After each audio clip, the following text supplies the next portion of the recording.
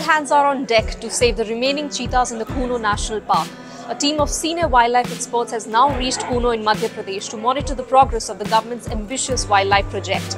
This also marks the first meeting of the Cheetah Project Steering Committee formed after the sudden death of 3 cubs last week.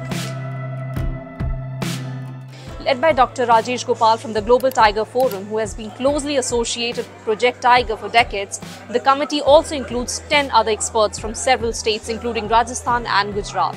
With key scientists from the Wildlife Institute of India, NTCA, as well as former Forest Department officers as its members, it will now guide the further course of cheetah translocation to the central state.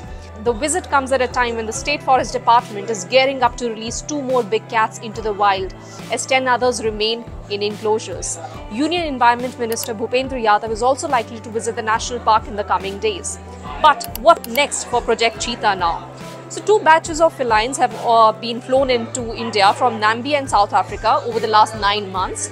Of the total 20, 3 adult cheetahs, 2 females and 1 male have died. This was followed by the sudden death of 3 cubs born to a Namibian cat in March. The committee will also get down to assessing the situation on the ground and advise the National Tiger Conservation Authority on the way ahead. The steering committee will also be in force for 2 years and will hold at least 1 meeting every month. Now, scientists associated with Project Cheetah have consistently maintained that the mortality was in fact expected.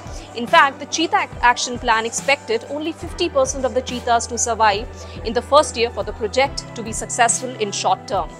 News18 spoke to J.S. Chauhan, Principal Chief Conservator of Forest Bhopal, and he says that we now have to look ahead. So the Forest Department is now gearing up to release 2 more cheetahs into the wild in the next few days. And they say that they have completely adhered to the Cheetah Action Plan so far, and it is now up to the committee to suggest if there are any more changes required now. There are also plans for boosting the ecotourism in the area. The experts have also been entrusted with the task of discussing the prospects of opening of the cheetah habitat for ecotourism. This would also bring in some regulations which will need to be discussed. Now, as per the initial plan, if you remember, the project was expected to also help boost and enhance the livelihood options and living conditions of the local communities in and around the Kuno National Park.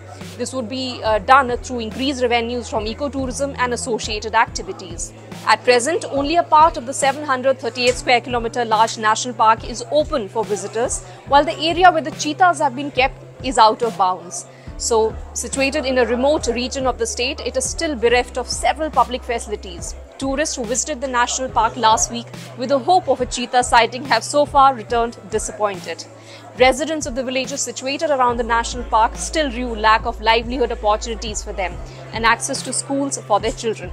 But as more cheetahs get released in the wild, community participation will become critical for the success of the project and the conservation of the endangered carnivore.